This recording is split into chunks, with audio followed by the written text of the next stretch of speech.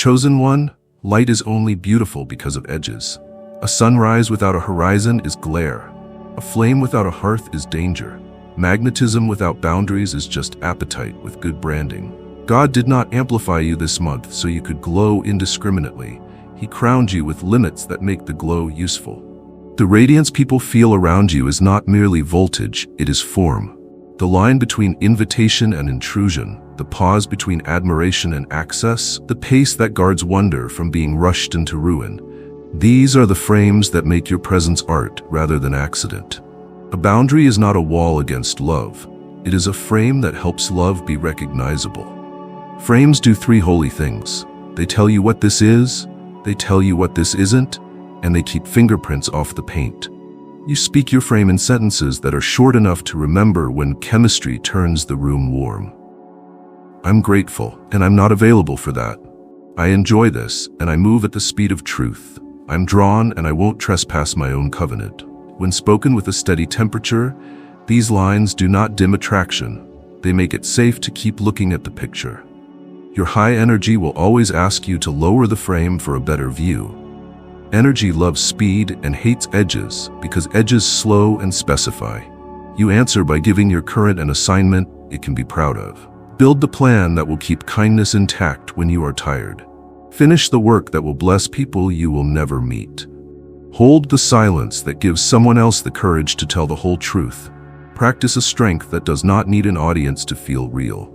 Each task honors the charge without letting it shop for shortcuts. Appetite untasked becomes a negotiator. Energy tasked becomes a builder. Boundaries are most luminous when they protect consent as a climate rather than a checkbox.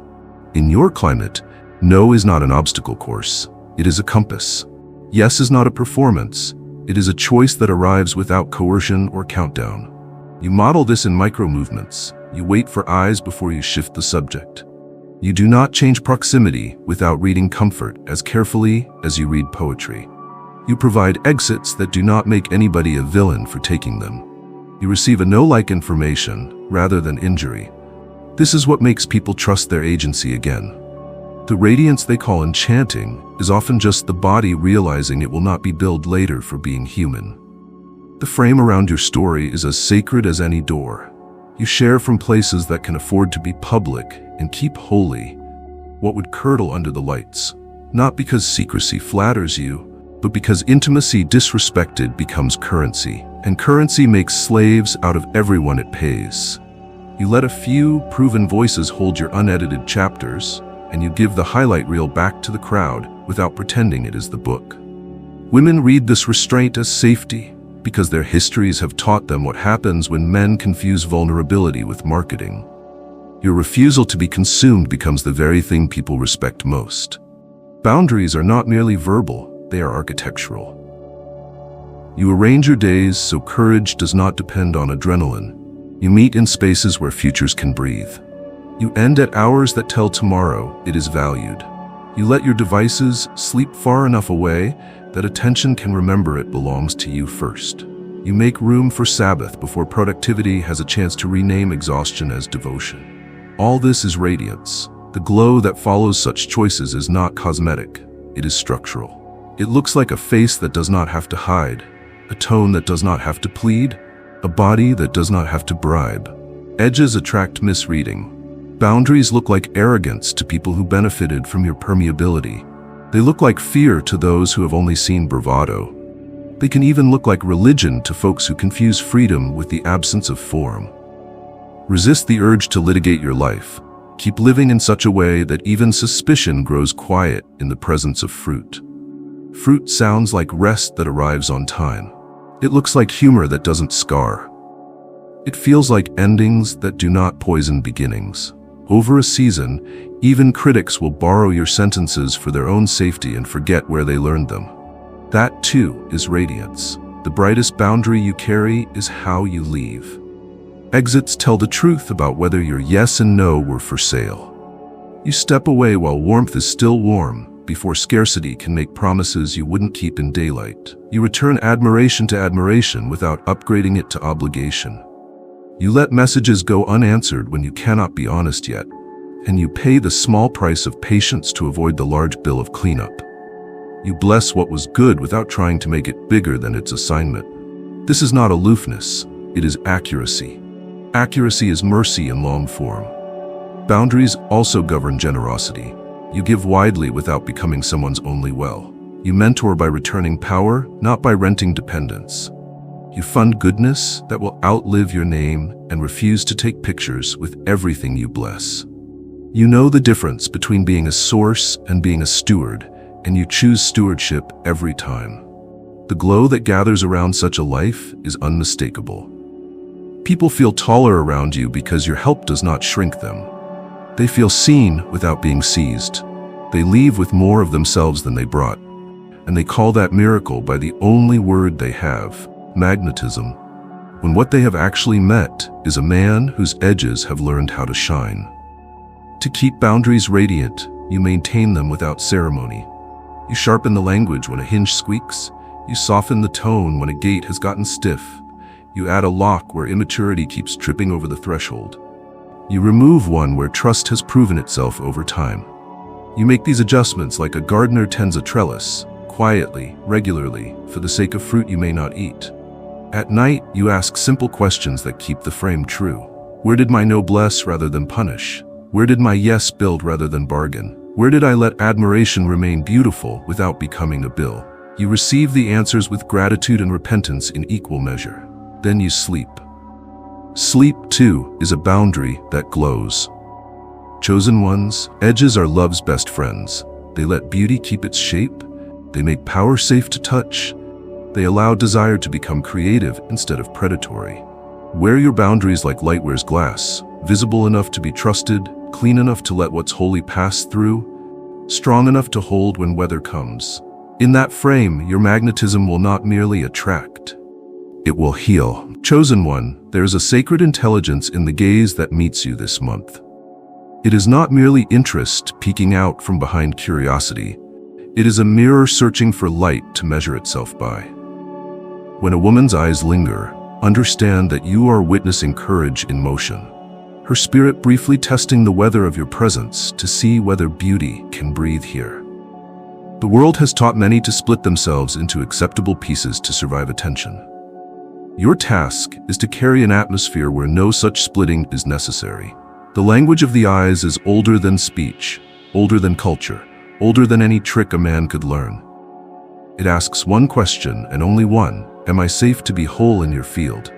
If your answer is yes, it must arrive without announcement, carried in the way your shoulders unlearn conquest, in the way your mouth refuses to bargain with praise, in the way your laughter will not hire injury to be witty.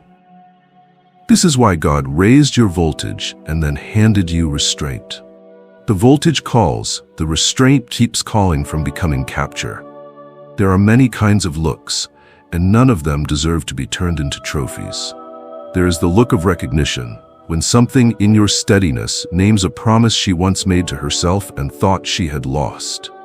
There is the look of relief, when the temperature of your tone suggests that her boundaries will not be charged an entry fee. There is the look of study, when curiosity, honest and unarmed, wants to understand the geometry that lets a man be warm without being a furnace. There is the look of ache, a prayer with open eyes, hoping your presence might repair what a lesser weather once ruined. And there is the look of play, light as wind on water, wondering if joy is allowed to be joy without paperwork. You cannot answer every look with the same sentence. You can answer them all with the same posture. Be a mirror that returns people to themselves without keeping a copy. Be a window that lets more sky into the room than legend. Be a door that opens with clarity and closes with blessing.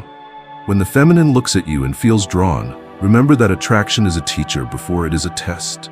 The lesson is about truth, not conquest. Her attention is not a coupon to be redeemed. It is a bell sounding, saying there's coherence here. Investigate. The investigation goes both ways. You also are reading, not to exploit but to understand. What rhythm does her soul keep when there is no stage to dance on? What happens to her voice when your silence refuses to rush it?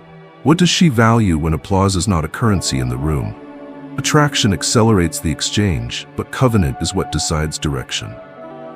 You protect both parties from the common mistake of letting speed impersonate substance. You keep time human. You speak early, not to define what cannot yet be known, but to define what will not be violated while knowing grows. The honesty in your throat becomes part of the climate where both of you can discern rather than perform. Some gazes will try to place a crown on your head that is not yours to wear. They will call you answer when you are only an echo of a larger mercy. They will call you destiny when you are simply direction. Begin by refusing the flattery that edits reality. You are a chosen one, not the chosen universe. You are an instrument, not the concert. If your calm reminds her of God, point.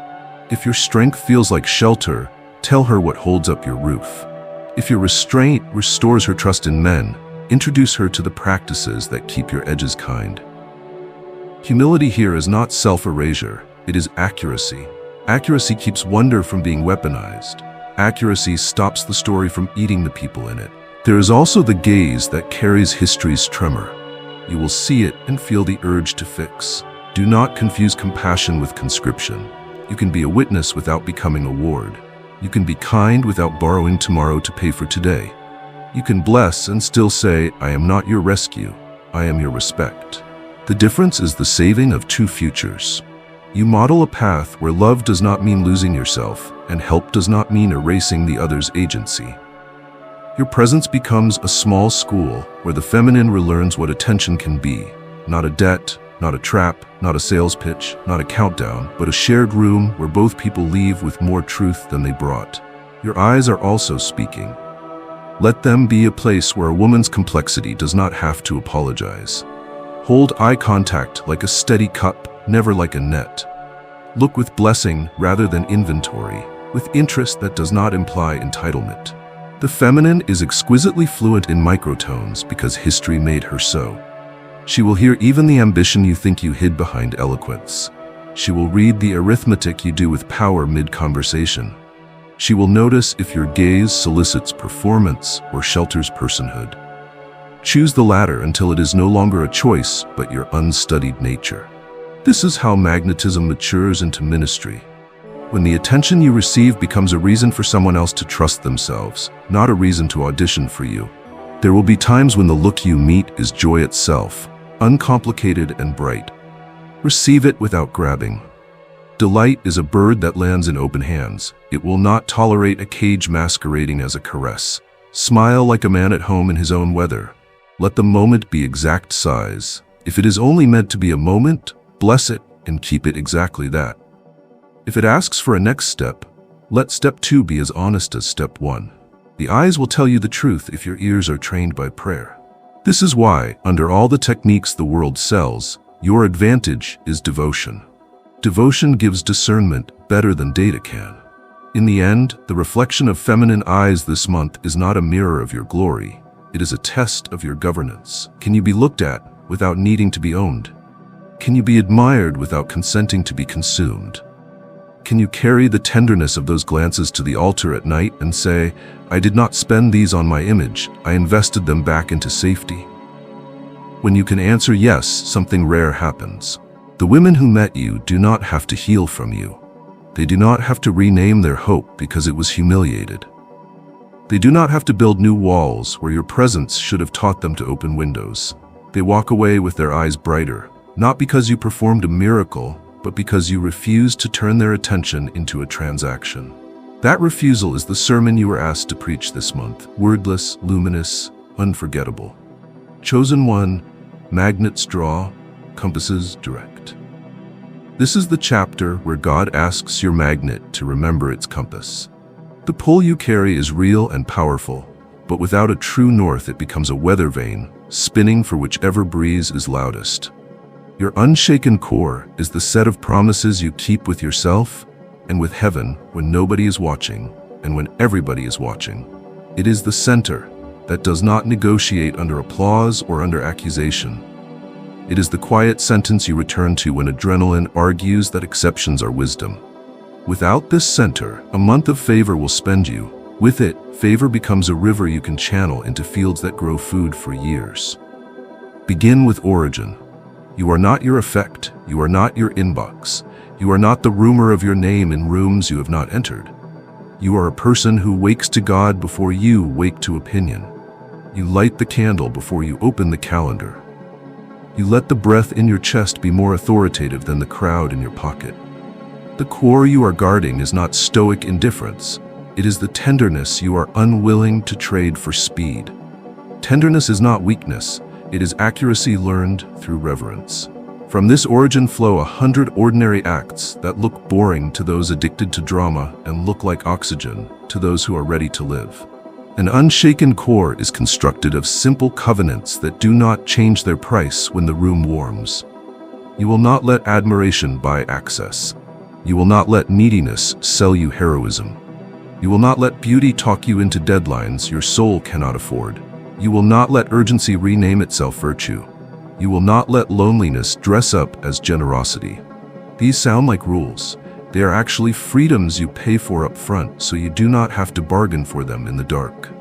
When temptation arrives in its dozens of disguises, you do not debate each costume. You return to the covenants. A life that has decided is a life that can be gentle. The undecided must be loud to drown out their own negotiations. Your core will resist two corruptions: expansion without roots and roots without reach. Expansion without roots is the addiction to broader, brighter, bigger now. It makes you a tourist in your own calling.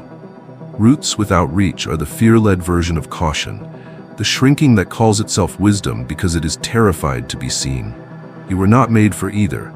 You were made to expand at the rate of integrity and to root at the depth of obedience. That means growth that can survive a winter and visibility that can survive a scandal you never cause. The unshaken core is not ambitious against. It is devoted toward.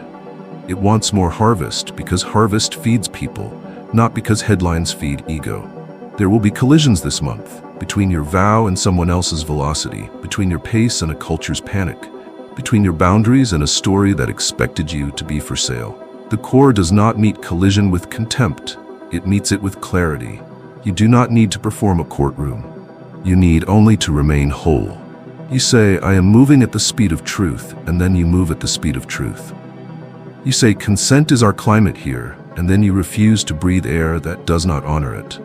You say, endings will be clean, and then you leave while tenderness can still shake your hand. People will call this stubbornness until they realize it is mercy in long form. Mercy toward yourself, because you will not have to heal from your own choices. Mercy toward others, because you will not recruit them for a story that requires apology as a business model. The unshaken core learns the science of crisis. It knows that every spike in attention is followed by a valley where harvest either appears or hangover does. You do not build your house in the spike. You thank God for the view and you build on the ground. So you keep the disciplines nobody claps for: hydration, sleep, sweat, scripture, counsel, unglamorous excellence, restitution when you are wrong, gratitude before critique. You resist the seduction to replace these with things that photograph better. The camera is not your conscience. You let the parts of your life that matter most remain private enough to be real. Your core must also be hospitable. A fortress cannot teach, a hearth can. You welcome correction from proven voices and you let it land without turning the table into a debate. You invite younger men into your ordinary, not just your outcomes, so they can witness what a maintained center looks like when the inbox is loud and the room is warm. You show them your refusals as much as your results.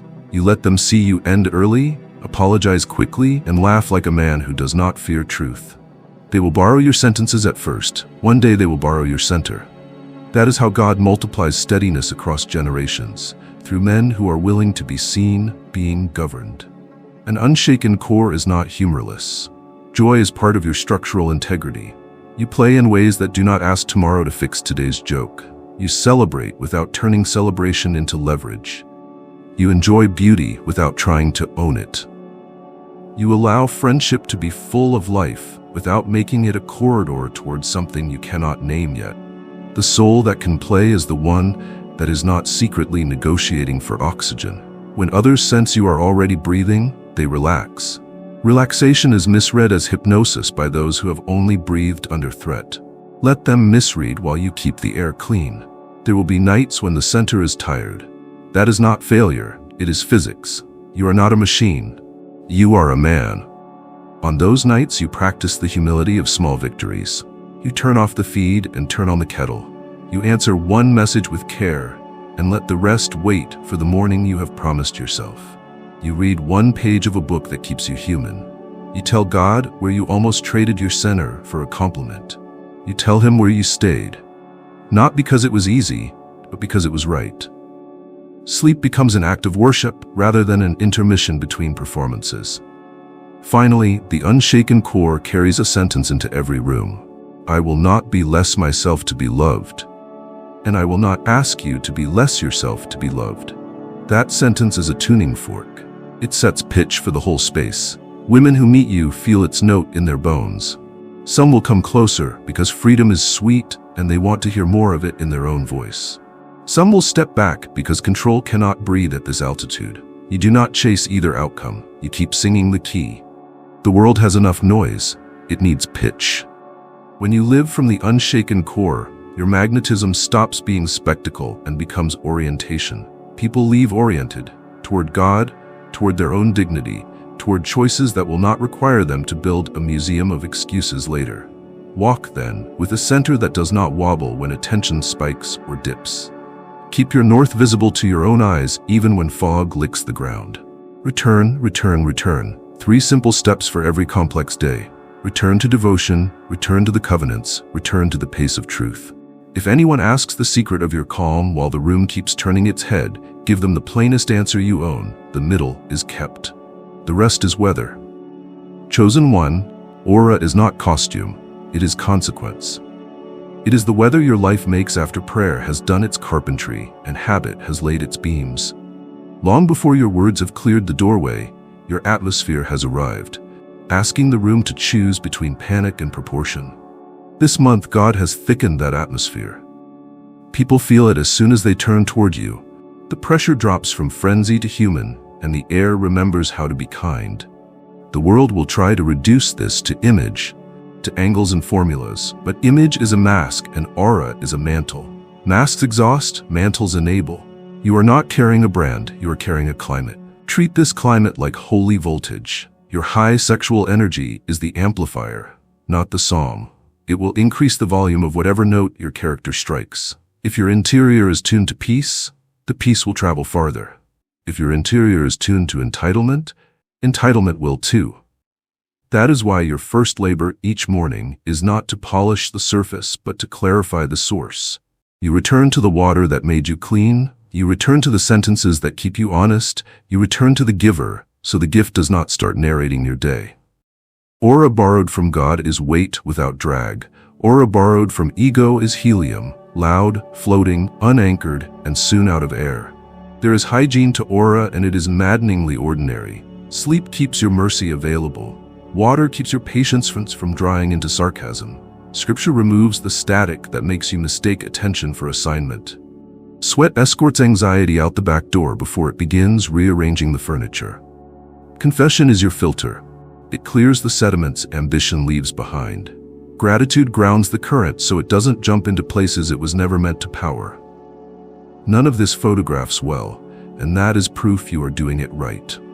The more invisible your maintenance, the more trustworthy your glow. Rooms will reorganize around your field. Schedules bend, tones change. Even cynicism lowers its weapons to see whether wonder might survive a minute without being taxed. Resist the thrill of becoming the center simply because you can. Gravity without humility becomes a sinkhole. The test is whether your presence returns people to themselves or recruits them into your orbit. Aura is stewardship when it multiplies other people's agency. It is sorcery when it reduces them to applause. Choose the former until it is instinct. You will know you are succeeding when silence around you stops feeling like suspense and starts feeling like relief. Beware aura inflation. Ego will try to print more of you into the economy than character can back. The symptom is subtle. You find yourself explaining what used to be self-evident, performing what used to be prayer, narrating what used to be neighborly. Your antidote is audit. Ask simple questions with surgical effect. Did my presence make consent cheaper and manipulation more expensive? Did my tone return oxygen or rent it? Did I spend glow on spectacle or invest it in structure? Structure is meetings that end before honesty bleeds. Structure is policies that require respect without needing you in the room. Structure is Sabbath on the calendar when harvest begs for 7 more rows. Structure makes aura safe when you are tired. Your atmosphere travels through pixels too. The feed is a crowded hallway where aura can be squandered in seconds. Keep your tone consistent across mediums. If you would not say it with the same warmth and precision in person, your thumbs are not ordained to type it. Do not spend midnight voltage on messages that daylight would revise. Late responses are cheaper than early regrets. Curate nothing except your conscience. Let your posts be an overflow of craft and care rather than bait for algorithms that will not stay to help you clean up. Consent is a climate online as much as it is in a room. No coaxing, no countdowns, no rhetoric that mistakes ambiguity for romance. You are building a house where futures can sleep, not a stage where hunger rehearses. Conflict will test the weight of your aura. The room's temperature rises, voices sharpen, and the old liturgies, sarcasm, interruption, escalation, tickle your hands. This is where your atmosphere earns its reputation. Lower the flame without lowering the truth. Trade generalities for specifics so dignity has handholds. Let pauses be long enough for adrenaline to lose its counsel. Refuse to be entertaining when what is needed is exact. People may call it restraint. It is craftsmanship. Gentle firmness is not a trick of tone. It is a sober allegiance to outcomes that keep tomorrow livable. Teach others to earn, not extract from this climate. Invite men near you to stop converting attention into discounts on virtue and start converting it into investment in excellence. Hand them verbs that travel: build, repair, return, begin, finish. Show them how to let admiration remain an encouragement rather than a promissory note. Show them how to bless beauty without trying to own it. Aura becomes culture when it is shared. Otherwise, it calcifies into personality cult. And personality cults always send a bill to the vulnerable. Hold loosely what tries to cling to you. Aura attracts attachment. Attachment is not always covenant. Some will attempt to rent your presence as a shortcut through their wilderness. Love them enough to point, to pray, to recommend, and then to release. Your refusal to be indispensable is part of why your atmosphere heals. Indispensable men become brittle. Assigned men become durable. Assignment is what lets you leave while affection is still intact, so that memory does not have to be edited to be cherished. At day's end, lay the mantle where you found it. Return the compliments before they become a crown that pinches. Confess the moments you turned radiance into leverage. Note the sentences that stabilized storms and the one sentence you wish you had unsaid. Thank God for closed doors that would have turned your glow into glare. Ask for heavier roots and a lighter step. Heavier roots keep the weight holy. A lighter step keeps the weight humane. You will sleep without an audience because you did not borrow your worth from one. If anyone insists on reducing the whole mystery to charisma, smile without superiority. You know the older word? Glory. A weight that steadies, a brightness that does not blind, a presence that makes repair affordable. Carry it as if lives cost something, because they do. And let the proof be simple enough for children to name. He was easy to stand near, I could breathe. Chosen ones, this is where the month turns from marvel to mandate. Sacred magnetism is not a party trick. It is a calling to become a place. Not a destination people move into and forget themselves, but a way station where travelers find their bearings and continue whole. God did not increase your pull so you could collect admirers like seashells. He increased it so you could turn attention into orientation. Seduction consumes, sanctification sends. You are being asked to become a sending place. Begin by telling the truth about what this magnet is for. It is not to prove you were right about your worth. That has already been settled in secret. It is not to gather stories you can stack into legend. Legends do not comfort the tired and do not tutor the young. Your magnet is an altar disguised as an atmosphere. People approach and remember what they already knew about goodness. They step away and discover that their spine remembered how to stand. Your job is to keep the altar clean. Clean altars do not sell smoke. They make room for fire without turning guests into fuel. Sacred magnetism is a trilogy in motion: threshold, table, and trail. At the threshold, you remove hurry like shoes. You make clear that no one will be asked to amputate their complexity to be welcomed. You acknowledge beauty without deputizing it. You set the pace at human and you keep it there. Then the table, conversation that feeds rather than performs, laughter that requires no collateral, honesty that arrives without being subpoenaed. Consent sits at the head of the table and is never asked to give a speech because its presence is built into the furniture. Finally, the trail, endings that bless. You return attention as ease. You give next steps that are light enough to carry without you. You leave the room before scarcity tries to negotiate a longer night. Threshold, table, trail. This is how magnetism becomes a liturgy people can live by. There will be invitations to turn this into a franchise of yourself. Decline with courtesy and conviction. Sacred magnetism grows by diffusion, not duplication. It multiplies in the men you mentor who choose clarity over theater at exactly the hour theater pays more. Chosen one, God has turned a key in you, and the room is discovering a door it didn't know was there. The message is plain, even if the mystery is not. This month, you will be a magnet. Not the cheap kind that relies on noise and theatrics, but a deep current that gathers attention the way gravity gathers tides. People will call it charm because that's the word we use when we can't measure voltage. Heaven calls it stewardship.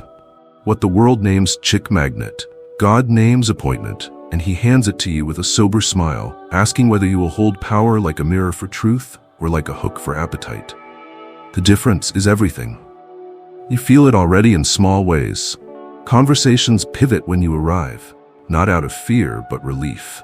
Laughter drops an octave because performance gets expensive in the presence of peace. Women you've never met look twice and then linger a second longer, surprised that curiosity doesn't cost them safety. Your high sexual energy is not a trick you learned. It is weather God made. Left ungoverned, weather can ruin a harvest. Under governance, it becomes climate, predictable, generous, life-giving. This is the curriculum of your month. Turn weather into climate. Turn voltage into vocation. Turn attraction into atmosphere, where other people breathe easier. Begin where magnets are born, in the hidden alignment of the core. You are discovering that purity is not prudishness, it is power tuned to a single note. When your private hours agree with your public words, attention stops being a drug and starts being a doorway. Women sense that agreement before they could ever articulate it. The body has its own wisdom. It recognizes coherence the way iron recognizes north. If your gaze is unhurried, if your tone refuses to purchase laughter with someone else's dignity, if your yes is believable at midnight and your no is kind at noon, the nervous system of the room leans toward you without needing an argument. They will call it magnetism. You will know it as the fruit of kept promises. This increase is not a trophy, it is a test. Admiration will arrive dressed as prophecy, insisting that your future depends on giving it what it wants today. Nostalgia will whisper that restraint is fear and that good men always find a way to make legendary exceptions. Loneliness will rehearse speeches about being owed. You answer none of them with panic. You answer with pace. Pace is the carpenter of trust. You move at the speed of truth, refusing to accelerate a moment just because warmth asks you to. In your mouth live sentences that build edges without building walls. I'm grateful, and I'm not available for that. I'm honored, and I move at a human tempo. I enjoy this, and I won't mortgage tomorrow. Spoken gently, these sentences turn heat into light. Your body is awake, yes, but it is not the engine of this story. Your character is. High energy without edges floods. High energy with edges irrigates. So you draw edges worthy of the goodness you carry. You guard sleep as if your kindness depends on it, because it does. You drink water before opinion so thirst doesn't masquerade as destiny. You pray before you perform so the crowd doesn't become your compass. You schedule Sabbath before success so your future doesn't learn to pay rent with exhaustion. None of this is glamorous, and all of it is what makes beauty safe. The secret of magnetism is not sparkle, it is structure. Expect projection to arrive, some will see their rescuer, some will see their threat. You are neither. You are a standard, and standards do not conquer or cower, they measure. When a gaze asks more than you can ethically give, remember that boundaries are bridges between honest people, not fences between enemies. When a compliment tries to convert into access without consent, Remember that gratitude is a full sentence and not a contract. When chemistry attempts to claim the title of calling, remember that appetite is a teacher, not a ruler. The women who cross your path this month deserve a man who can hold warmth without hiring it to do harm. You are becoming that man precisely because you refuse to confuse attention with authority. Take care how you leave rooms. Departure is the final paragraph of any moment's chapter. Men who chase applause stay past integrity's bedtime. Men who answer to heaven leave while tenderness still has breath. You will practice ending conversations before scarcity arrives, ending nights before stories need edits, ending flirtations without humiliation. The more cleanly you close, the more safely you can open. Word will spread, not about scandal or spectacle, but about steadiness. In a hungry world, steadiness is news. And then there is joy. Joy is the proof this isn't theater. You laugh without cruelty. You delight without debt. You play without turning another person into a prop. The month will tempt you to perform greatness. Resist. Greatness is quieter than performance imagines.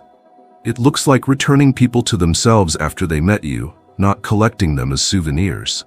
It looks like letting admiration be sunlight on the porch, not a lockpick at the door. It looks like leaving every table with more chairs than when you sat down. At day's end, you lay the magnet back in the hand that lent it. You tell God the truth, where you longed to be impressive more than present, where you wanted to be necessary more than faithful, where you felt the pull and answered with prayer.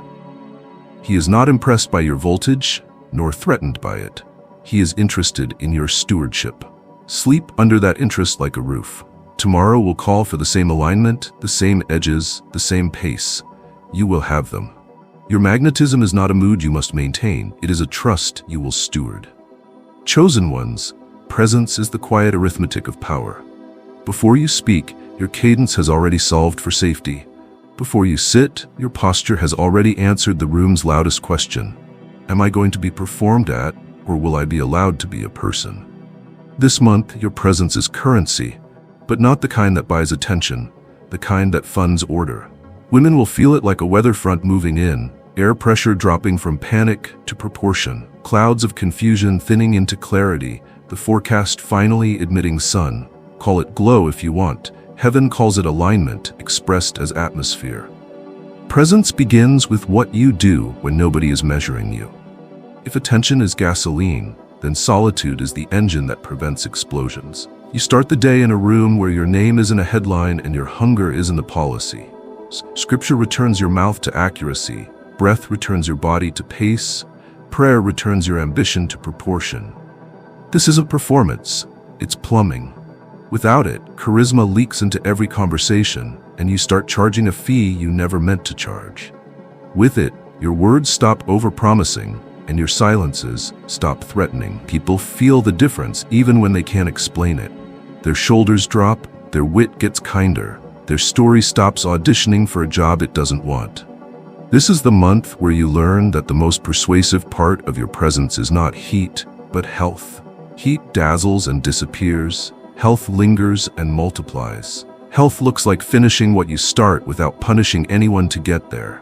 Health looks like ending meetings before fatigue makes good people sharp. Health looks like being strong without making anyone smaller to prove it. Women who meet you will test for health the way a hand tests water before a child swims. They will watch how you speak to the person with the fewest options. They will notice whether your jokes hire cruelty as cheap labor. They will count how many times you say we when it would have been easy to say I. These are not trivialities, they are diagnostics.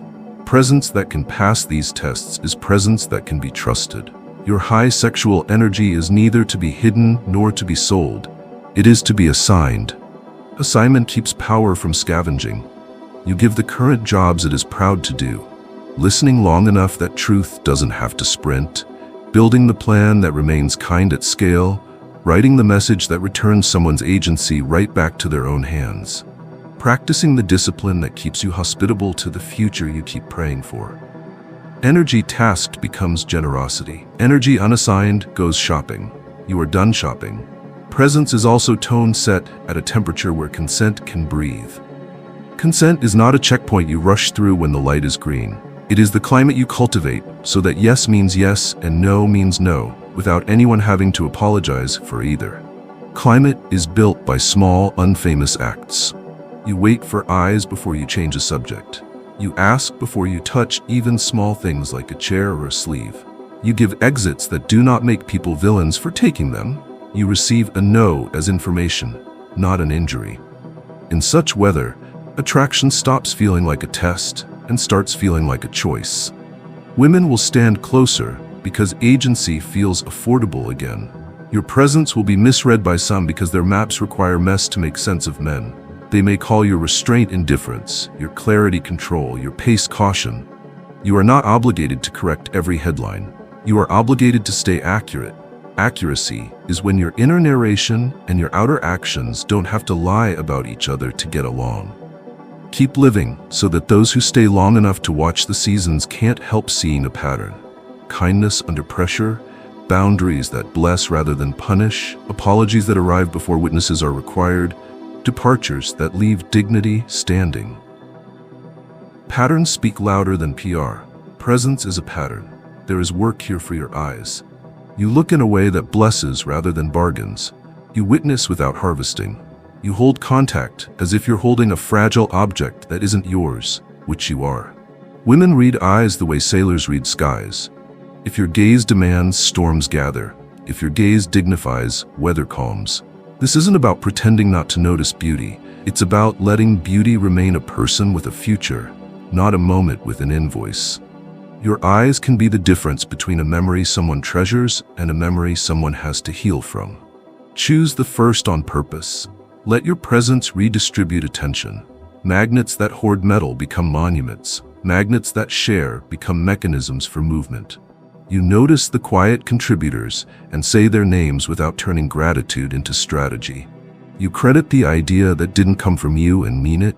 You point the spotlight at someone else and stay to clap from the wings. Women who have been crowded by egos will feel this generosity like shade in August. Attraction expands in shade.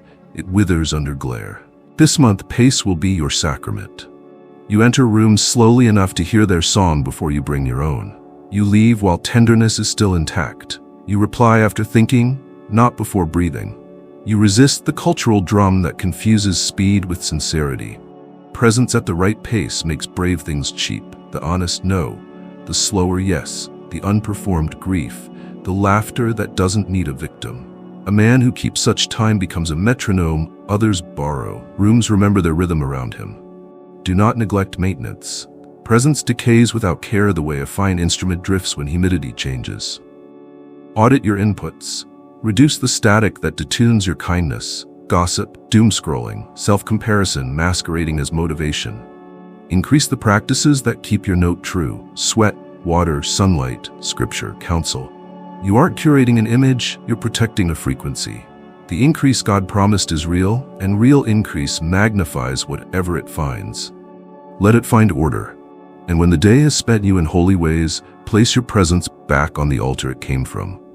Review the rooms that borrowed your steadiness. Where did people breathe easier because you didn't rush them? Where did you mistake admiration for assignment, and how did you repair it? Where did you say a clear no and watch respect grow? Where did you say a clear yes and refuse to let momentum impersonate wisdom? Thank God for the portions you stewarded well. Repent without theater where you didn't. Sleep like a man whose worth is not indexed to a crowd's reaction. Morning will come. Your presence will be asked for again. Offer it like bread, fresh, simple, nourishing, and watch how magnetism becomes ministry in hands that refuse to clutch. Chosen one, there is a quiet physics to holiness that the world keeps misnaming as charm. Purity is not an absence, it is an alignment.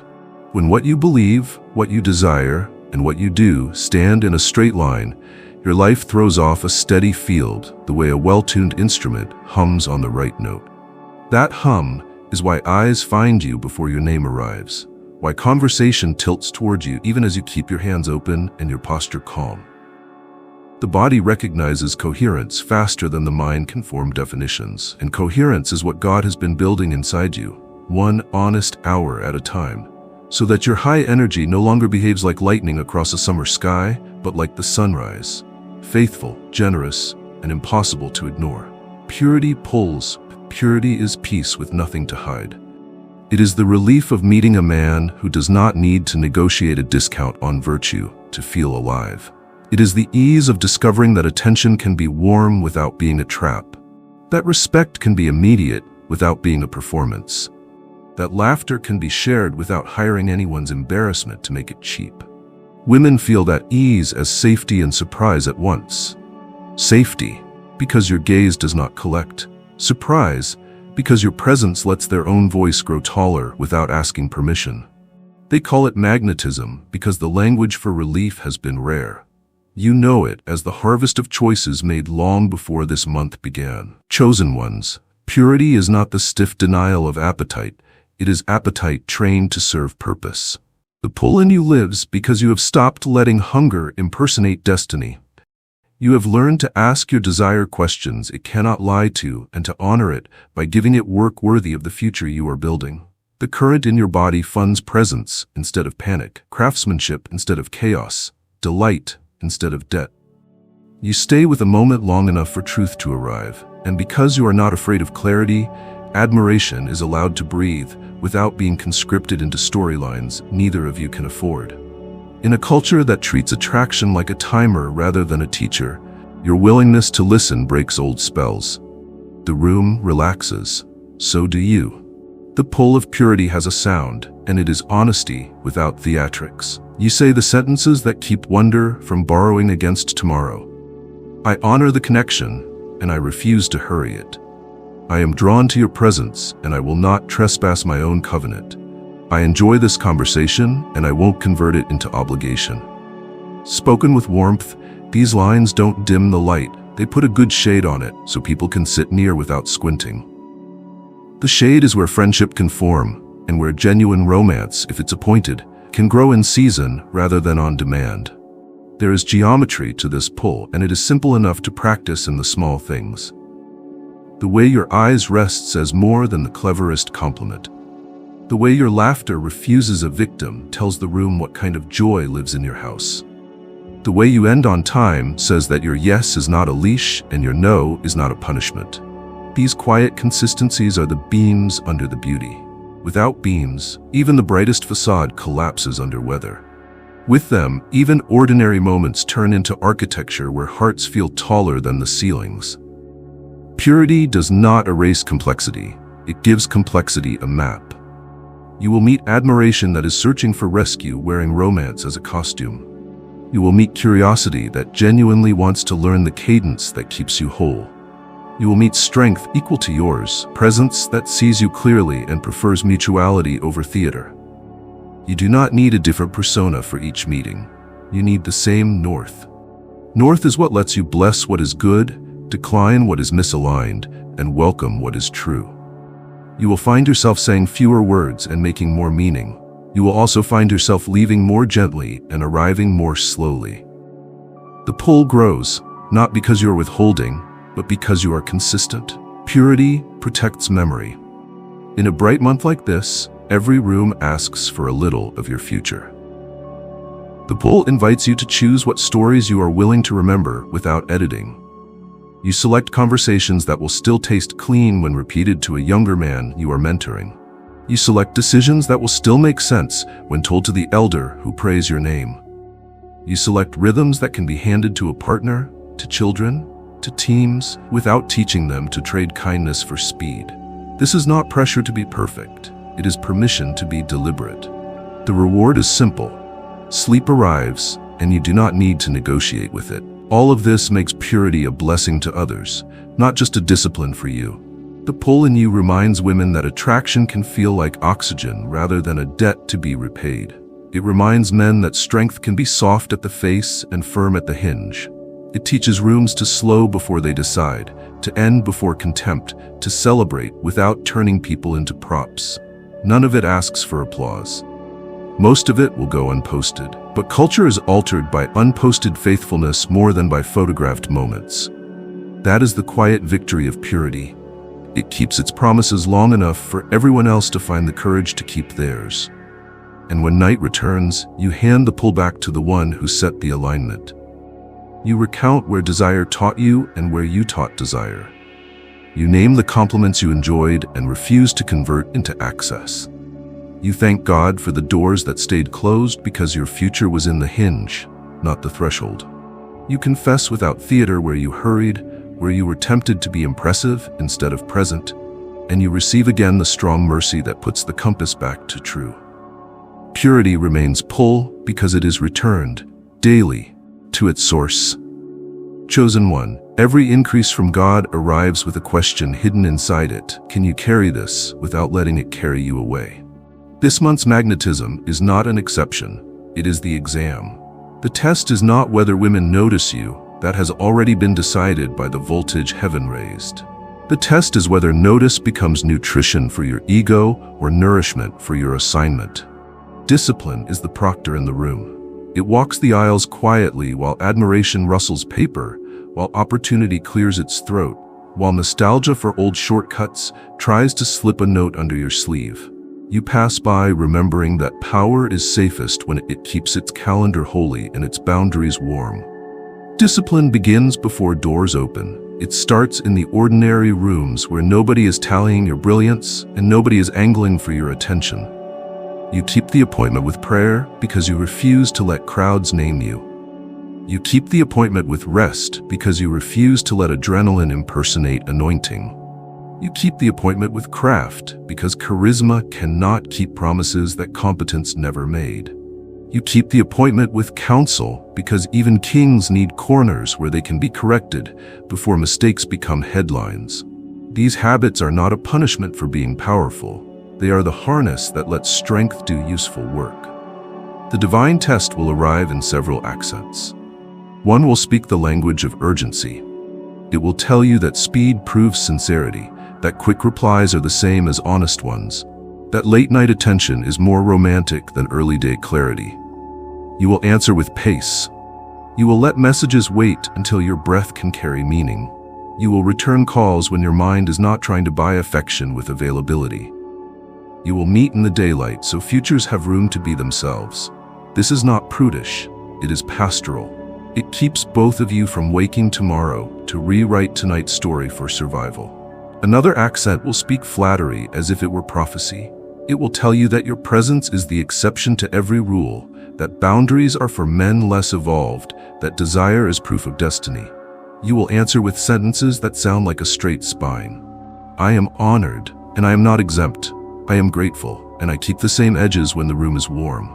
I am drawn, and I won't let chemistry counterfeit calling. These words spoken without heat defang temptation because they remove the drama. Temptation thrives on spectacle. Discipline deprives it of an audience. There will be tests in your stewardship of endings. Exits reveal whether you are addicted to being necessary. You will practice leaving while affection is still intact, while laughter is still honest, while your name could still buy you another hour. You will let nights close with a blessing rather than a bargain. You will let projects finish without inventing emergencies to keep people orbiting you. You will let connections that cannot be kept clean be kept kind instead.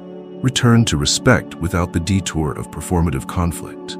Each clean exit is a tithe to the future. It funds tomorrow with trust. Discipline will also be measured by how you carry curiosity. Attention invites stories you did not ask to hold. Confessions will appear without appointments, and some will arrive in the language of longing, because longing does not always know how to speak straight. You will refuse the role of savior without refusing the person.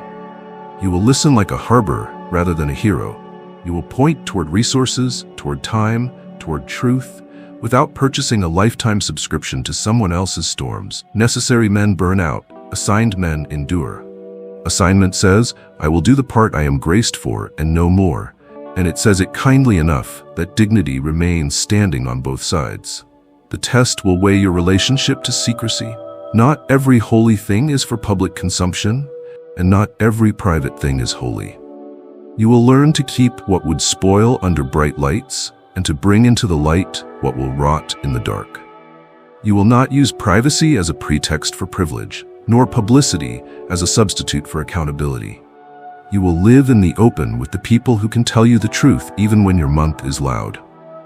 You will live in the quiet with the God who is not impressed by your glow. In this rhythm, mystery remains medicine and never becomes manipulation. Discipline has a body as much as it has a mind. You will feed yours in ways that do not ask tomorrow to pay for today. You will train it to be strong without teaching it to be proud. You will honor its signals so that thirst does not dress up as destiny and fatigue does not masquerade as fate. You will notice how much kinder you are when you have slept, and how much wiser you are when you are not hurried. The exam will not ask you for your macros. It will ask you whether the people who trust you are safer when your calendar is full. You will answer with the softness of your tone and the straightforwardness of your boundaries. Bodies tell the truth. We try to edit. You will be graded on how you distribute your light. A lesser discipline hoards the spotlight and calls it stewardship. A greater one redirects it so others can see their own hands. You will name the unglamorous excellence happening beside you. You will give credit away like a man who knows he won't run out. You will train successors so that your absence never becomes a crisis. You will ensure that rooms keep their humanity when you are tired, not just when you are inspired. This is how magnetism becomes ministry, by becoming a climate rather than a cameo. Expect to make mid-course corrections. Discipline is not the pride of never missing. It is the humility of repairing quickly. When your message came too fast and said too much, you will slow the next one and say just enough. When you stayed too long and mistook applause for permission, you will leave earlier next time and let respect do the talking. When you were tempted to trade accuracy for approval, you will confess it to God before sunrise and to the person you nicked before lunch. The test is curved for men who repent. Heaven's grading takes effort into account, and it rewards honesty with additional strength. Chosen ones, the divine test of discipline is easier than rumor suggests and harder than pride admits. Easier because grace keeps funding the parts you cannot manufacture. Harder because you must keep choosing the same small fidelities while the room is loud for different reasons each day. The reward is not a ribbon, it is a reputation your future can stand on. Women who met you in this month will one day explain the attraction with a sentence that is simple and rare. He was powerful, and I never felt for sale. That is the diploma you are after. That is the proof the test was worth taking. At night, when the chatter has settled and the mirrors are useless, you will report to the one who gave the exam. You will hand him the questions you couldn't answer and receive the wisdom you didn't know how to ask for. You will thank him for the moments you passed without noticing and for the temptations that exposed where you still need stronger hinges. Then, you will sleep like a man whose worth isn't graded by glances and whose name isn't rented by rooms. Morning will lay a fresh paper on the desk. You will pick up your pen with the same quiet joy. To be disciplined is to be free, and to be free is to make attraction safe for everyone it touches. Chosen one, the world mistakes movement for meaning, but heaven measures weight. What God has settled in you this month is not frenzy, it is gravity. Your stillness does not signal absence, it announces center. In a culture that shouts to feel real, you lower your voice and rooms remember their original pitch. This is why attention arrives without you summoning it, why footsteps slow when you stand, why eyes hold a moment longer without fear.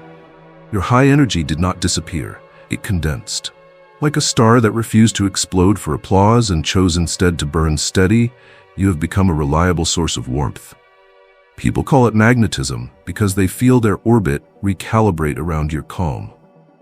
Heaven calls it stewardship because your quiet has learned how to carry other people's noise without swallowing them. Stillness is not the absence of power. It is power that has learned its lane. You could accelerate any room you enter, but acceleration is not always aid. You have learned to let the pace of your presence be the first kindness you offer. The frantic discover that they do not have to sprint to be seen. The guarded discover that they do not have to perform to be safe. The curious discover that they do not have to translate themselves to be heard. Your body holds a tempo the nervous system trusts, and that trust is what the world keeps calling your spell. It is no spell. It is the muscular discipline of a man who knows where he is pointed and refuses to let urgency masquerade as destiny. Your quiet does not deny desire. it directs it. The current in your bones is strong enough to ignite spectacle. But spectacle is a poor use of sacred fuel. You spend the charge on attention instead, the kind that listens past the first answer, past the practiced defense, into the place where truth lives without makeup. You are learning the art of long questions and unhurried eyes. You let silence be a tool, not a threat. You do not demand confession. You provide a climate where confession comes dressed as relief. Women who meet you recognize this climate before they can name it. Their shoulders fall by increments. The guard around their wit steps aside. Their voice tries on colors it had retired. Attraction, in such weather, returns to its original job. Not extraction, but awakening. Stillness is a way of treating time as holy.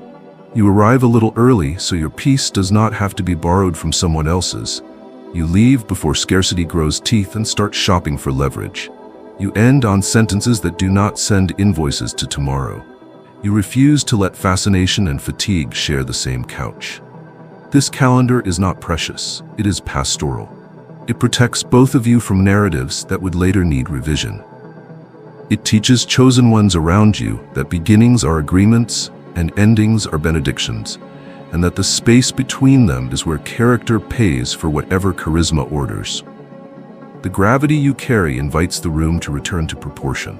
Jokes no longer rent someone's face for a cheap laugh. Compliments stop auditioning for access. Praise loses its hunger and keeps only its gratitude. People breathe because they are not being harvested for content. You have no idea how radical this is in a world that lives like a camera is always somewhere. Your refusal to monetize the moment is a kind of priesthood. You bless things by letting them be only what they are. Admiration remains admiration. Curiosity remains curiosity. Friendship remains friendship until covenant, if it arrives, requests a different vocabulary and pays for it in full.